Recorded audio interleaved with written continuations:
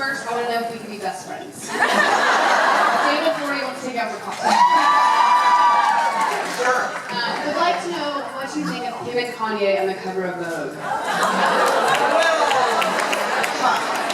She wants to know what I think of Kim and Kanye West on the cover of Vogue. Well, I mean, you know, I've never actually seen the Kardashians.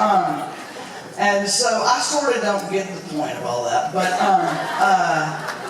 and I don't have a lot of, you know, warm thoughts about Kanye either. But anyway, but what I think about it is that in, like, Diana Vreeland's day and before that, Vogue was a complete Bible. And it was an upper crust sort of Bible, and even if you weren't some, you know, sort of one of Trim Devotee's swan, say, you could aspire to that, and Vogue was sort of your way into that world.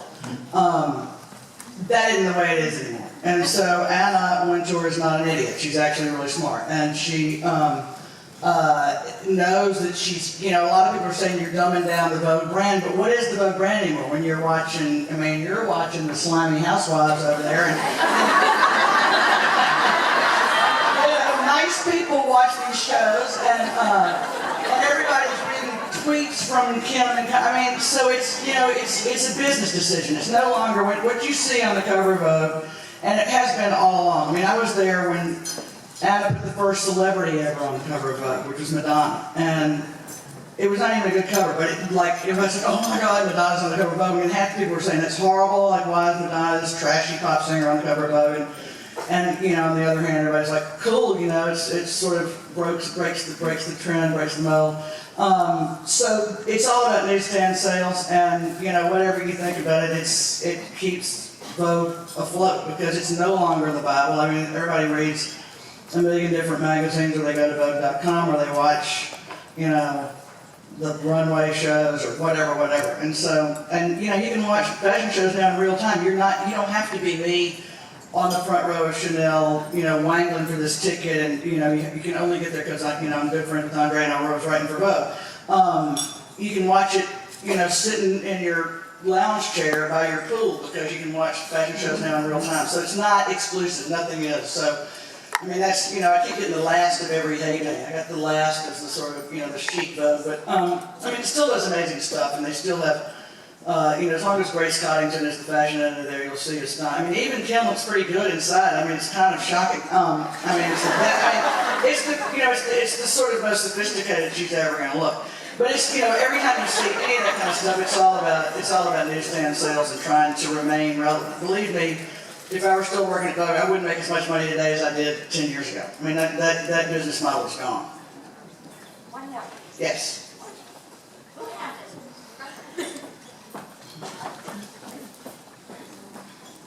I've been reading you since as long as I can remember, and I've been dying to ask you this question.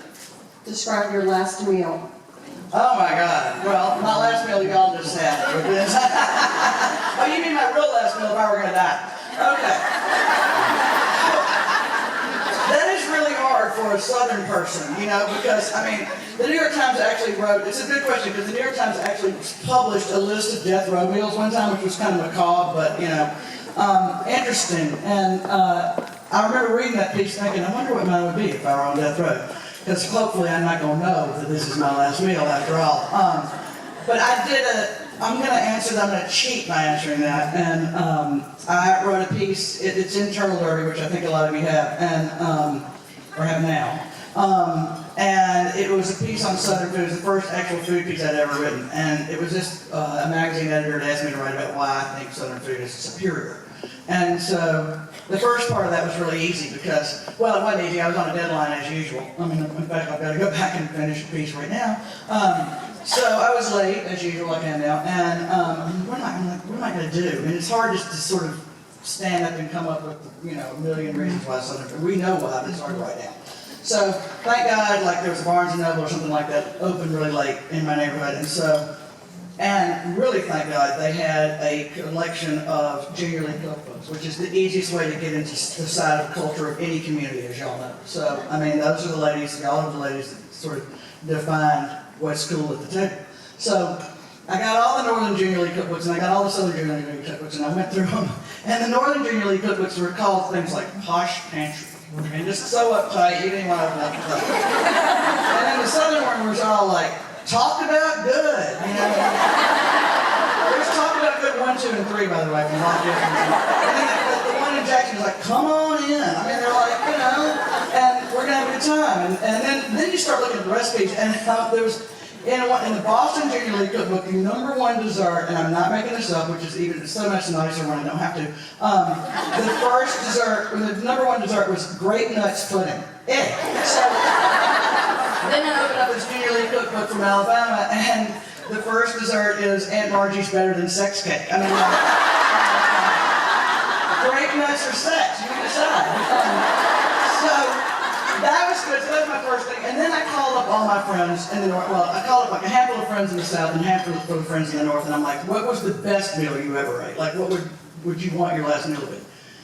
And nobody could remember. Like, you know, the Yankees would say things like, oh, you know, last year at Danielle for my birthday. I'm like, what did you eat there? Oh, I can't remember. I think it was lamb. You know, and somebody else would say, oh, I had this amazing dinner in Venice. I'm like, what was it? You know, I mean, so then I called my southern friends, and one of my best friends said, oh my God, you know, it was like the best summer tomatoes sliced with, you know, Nana's cornbread and Aunt so-and-so's artichoke pickle. I mean, it was like very specific. She remembered where she was, and I'm pretty sure that would be her last meal if she could do it. And then I called her my best friend and I said, what did you have last night? And she goes, I mean, what's the best meal you ever ate? And she said, oh my God. And she starts, you know, she's like, fried catfish, okra and tomatoes, homemade biscuits, you know, she's going through like some, you know, corn, you know, like fresh corn fried in a skillet, blah, blah, blah. She's going on and on and on. And, you know, then she gets to like buttermilk chest pie and chocolate chest pie and all this stuff. I'm like, oh my God. And I was still in New York almost all the time then, and I was really about to like dive into the phone. I'm like, when did you have that? She said, last night. So